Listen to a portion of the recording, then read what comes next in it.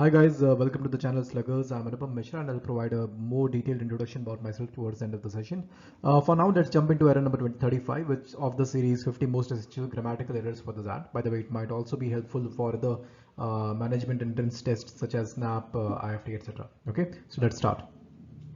However, I would like to first state that this is not just a random list of 50 grammatical errors that we have just come up with.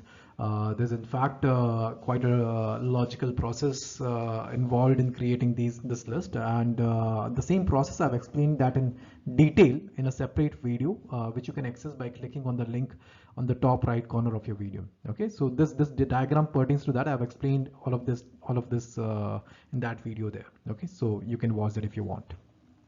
So with this guys, we've entered the category of confusing words. Now this is something that XAT has tested on a couple of occasions, I think in the past. One instance I definitely recall was of the word was between the words lose versus LOSE, right? So the first one stands for something not being very tight, right? Like in the case of a knot not being tied very in a very not being fastened in a very proper manner. It's kind of loose, right?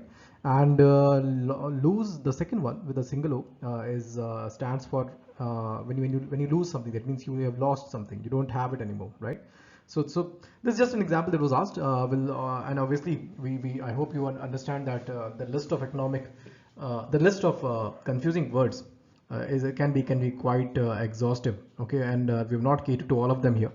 We were just giving you some examples here, we were trying to cover certain set of words here which are quite often confused. Okay, so again we are coming back to the main one of the main tenets of this series, that we are trying to provide a what do you say, a practical treatment to grammar preparation for this exam. Okay, let's start. So the set of words that we are taking here first is economic and economical. Now economic, when you say economic, when you use the word, for example, economics, then if it is being used as a title, it can be used as a title of a subject, the economics as a subject.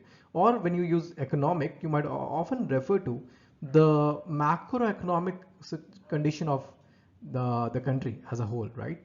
So it's not a reference to something being low value or cheaply available or available at a low cost. That's economical. Okay, economical means some providing good value or return with respect to the resources expended or used, right? So something I got a really economical deal on that car. That means you were able to buy that car at low cost. You won't say I got a very economic deal, right? So economic, because it relates to uh, the subject and the domain of economics usually. Okay, so the first sentence, let's look at it. It says the government recently amended many economic policies to encourage foreign investments. Yes, the usage of the word economic is correct here, so we'll mark it that way. Next, it says the second sentence says taking into account the rising fuel prices, EVs stands for electric vehicles, seem to be an economical alternative. Yes, they do seem to be an economical. They do seem to be an alternative which provides good value or return with respect to the resources expended, because electricity is cheap, right? At least as compared to your petrol and diesel and other fuels. Okay, so yeah, so this both of these sentences will be considered as grammatically correct here. Okay. Next set of words, climatic and climactic. Now, climatic obviously relates with climate, right? So, climate. When you say climatic events, that means climatic events have now become one of the important determinants, one of the important determining factors. Sorry, for food production. That means events that are related to changes in the climate, right? Or related to the climate, right? So climatic events have now become one of the important determining factors for food production. So that makes sense. So related to climate and related fields, climatic. When you say climactic, that in fact relates to the word climax.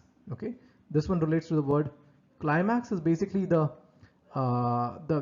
point in any, usually sometimes in a story or in a movie or in a play where the tension is the highest, right? The climax of the movie, right? When everything either like comes together, it's supposed to be the most interesting part of the movie, where things change either for better or worse depending on the kind of movie it is. Okay, so climax relates to that, so relating to an exciting situation. Okay, So the sentence here, second sentence says the climactic scenes towards the end of the movie had the audience totally engrossed in the story, right? So climactic scenes, that means they were quite exciting and engrossing for the audience. Okay, so yeah, so far as the correct options are concerned, like both of them will be considered correct. Okay. Finally, guys, my quick introduction. I'm Anupam Mishra and I'm Lucknow alumnus. I have worked in the past with organizations such as Hotstar, UNICEF, Apollo TAS, IMS, etc. I've also worked with an academy as an educator in the past, recognized by their Johnny Ive Award. And I was regarded as one of the top VRC educators that they had.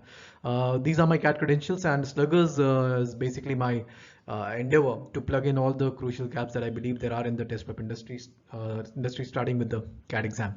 Okay, now, yeah, so that's about me. Do move on to the next era. Okay.